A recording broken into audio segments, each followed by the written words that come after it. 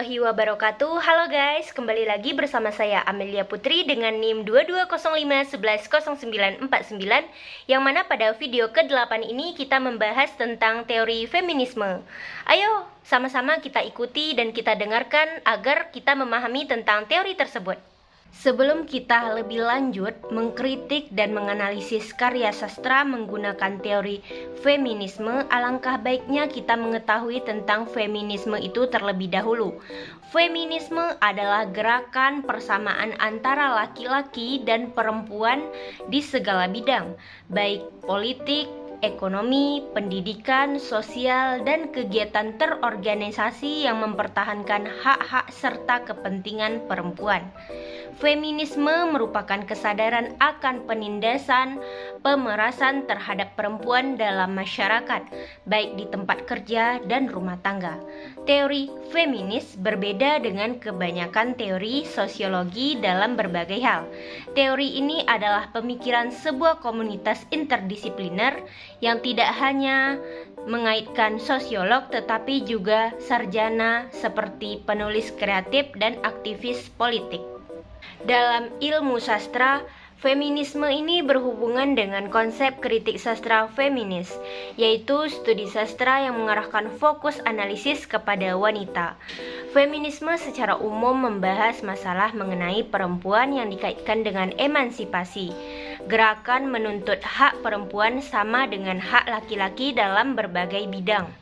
Namun, perlu digarisbawahi bahwasanya feminisme bukanlah pemberontakan pada perempuan sebagai upaya melawan kodrat perempuan seperti dalam rumah tangga dan perkawinan, melainkan lebih sebagai upaya untuk mengakhiri penindasan, kekerasan, eksploitasi yang terjadi pada perempuan saat ini.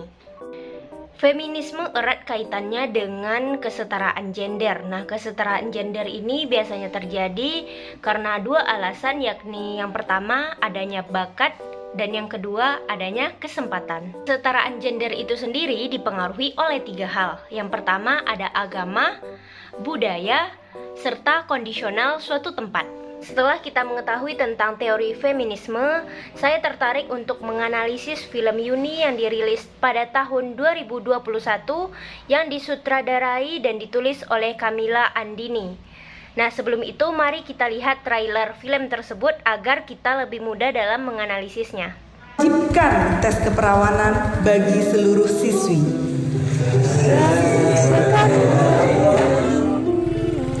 Emang nggak mau pacaran yang tempat sepi kok? Ngapa dibayar sih? Didelengi bae.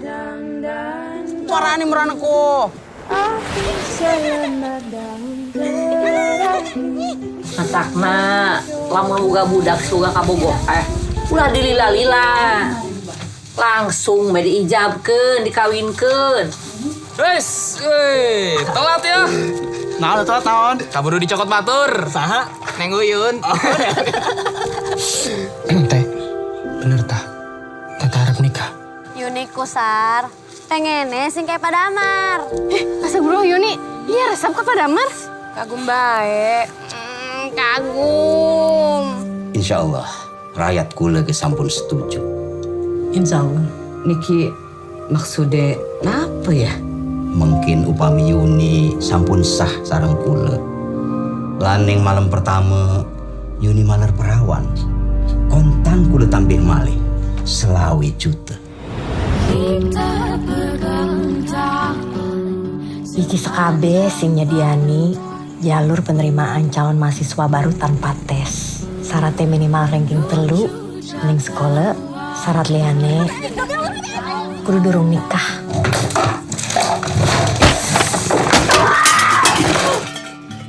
Lamaran sing kemarin. Kita marah warna yuk. Mendingan siapa sih gelem di wayu? Aki-aki pisan. Tapi lamun kita orang nerima, jadi hepa mali. Pelak lamaran duwih sing rong balen. Bakal jodoh head.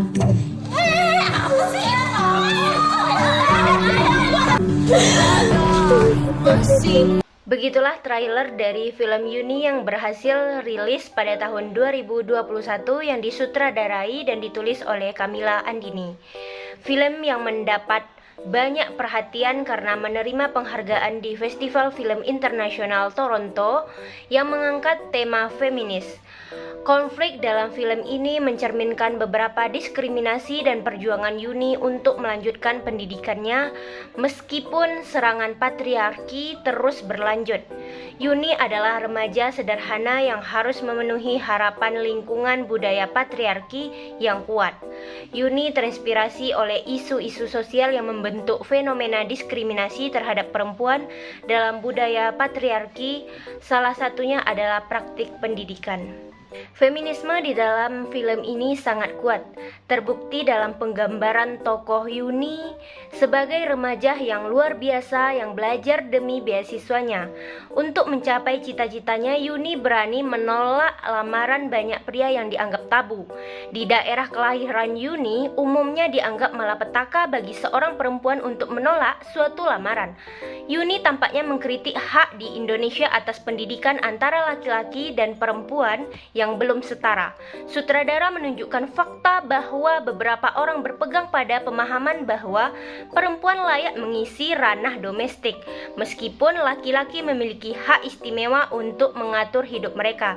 Remaja putri dipaksa menikah dengan berbagai alasan, mulai dari mencegah kehamilan di luar nikah yang dianggap aib bagi keluarga, hingga alasan finansial. Apalagi pernikahan seolah-olah dipandang sebagai suatu solusi dari segala persoalan hidup. Film ini menunjukkan kedudukan perempuan yang sesungguhnya. Tekad kuat Yuni untuk menunjukkan kebebasan yang telah ia pilih dalam hidupnya sendiri untuk memerangi berbagai tradisi dan budaya patriarki yang telah mengakar di masyarakatnya. Keputusan Yuni untuk kebebasan juga ditandai dengan adegan seks, yang Yuni mainkan sebagai simbol kebebasan untuk menunjukkan keputusan tentang hidupnya sendiri. Adegan ini memiliki implikasi penting bagi keberanian Yuni untuk melawan sistem perjodohan di desanya. Film Yuni tidak hanya menggambarkan kesedihan, tetapi juga dikelilingi oleh resistensi yang kuat dari masing-masing karakter. Pengalaman kekerasan psikologis memang tidak mudah, namun setiap karakter perempuan dalam film Yuni digambarkan sebagai sosok yang rela melawan keadaan tanpa menyerah begitu saja. Ada juga adegan yang menyentuh keseluruhan film hingga membuat lelucon tentang kehidupan remaja yang menggelitik. Adegan-adegan ini memang sangat dekat dan berhubungan dengan kehidupan masyarakat kelas menengah.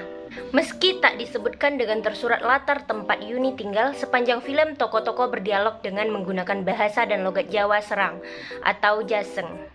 Selain dari cerita dan karakter yang dibangun pada setiap tokoh, kekuatan film ini juga terletak dari cara sutradara membuka dan mengakhiri film itu.